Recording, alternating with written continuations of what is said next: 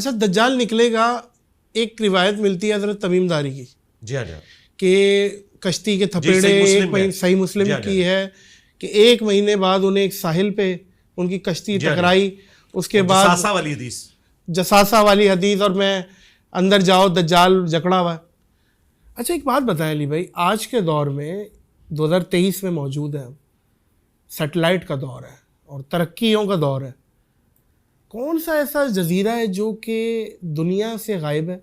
کیا وہ جزوی طور پہ حضرت تمیم داری کو دکھا دی گئی تھی؟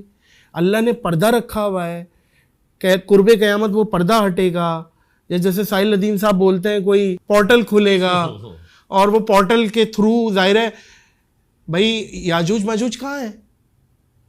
کہا جاتا ہے کہ کوئی زمین کا حصہ باقی نہیں رہے گا، اتنی لاشیں ہوں گی، تو وہ یاجوج ماجوج ایگزیکٹلی زمین پہ تو فزیکلی نظر نہیں آتے، تو یہ اس پہ آپ کی کیا مائنڈ سیٹ ہے؟ اس قسم کی قرآن و سنت کے ساتھ طب آزمائی کرنا ہم تو اسے جائز نہیں سمجھتے۔ صحیح، جتنا نالج ہمیں قرآن و سنت کی روشنی میں بتایا گیا ہے ہم اس کے بعد اس پہ کلام نہیں کریں گے، ہم لاجیکلی آپ کو بتاتے ہیں۔ یہ اللہ تعالیٰ نے قرآن پاک میں بھی یاجوج اور ماجوج کے بارے میں فرمایا کہ اللہ تعالیٰ جب چاہے گا انہیں کھول دے گا۔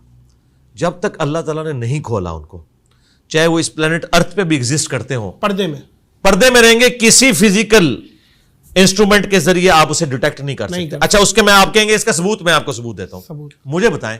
صحیح مسلم میں حدیث ہے کہ نبی علیہ السلام نے شب معراج بیت المقدس میں تمام انبیاء کی امامت فرمائی، باقی انبیاء تو برزخی طور پر آئے تھے، دنیا سے تو جا چکے تھے، ان کے بارے میں تو آپ کہہ سکتے ہیں کہ وہ فزیکل نہیں تھا بلکہ ایک برزخی معاملہ تھا، خواب بھی نہیں تھا لیکن برزخی معاملہ تھا۔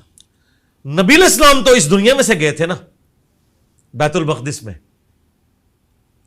سمجھ گیا۔ اچھا اب ایک شہر کے اندر 1.25 لاکھ بندہ اکٹھا ہو جائے اور وہاں تو حال چال مچ جانی چاہیے۔ یروشلم میں تو چند سینکڑوں کی آبادی تھی، 1.25 لاکھ بندہ کہاں تھا؟ اس مسجد میں 1.25 لاکھ بندہ آ سکتا تھا؟ مجھے بتائیں، آج بھی نہیں آتا۔ ہاں یہ موڈ ہے، برزخی موڈ ہے۔ اچھا ٹھیک ہے، اب یہ اللہ تعالیٰ کے پردے ہیں، خدا کے لیے انہیں فزیکل ان پردوں سے نہ کریں۔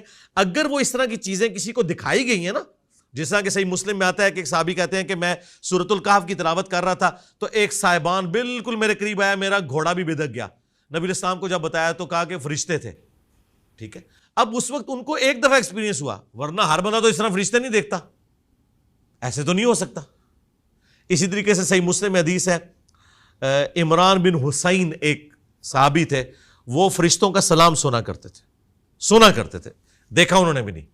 تو یہ اللہ تعالیٰ اس طرح کے معاملات کرتا ہے، یہ جزوی معاملات ہیں۔ یہ نہیں آپ کہیں گے کہ میں قبر کے اندر کیمرہ لگا لوں تو مجھے جو ہے وہ منکر نکیر نظر آئے، ایسا نہیں ہوگا۔ وہ اس فزیکل ورلڈ سے تعلق نہیں رکھتی، یہ علم غیب سے متعلقہ چیزیں ہیں، اور علم غیب کا جو معاملہ ہے یہ نبی علیہ السلام کے بتانے پر ہم نے اس پہ عقیدہ رکھا ہے۔ اللہ تعالیٰ اپنے پیغمبروں کو علم غیب دیتا ہے اور وہ اس کی خبر امت تک پہنچاتے ہیں۔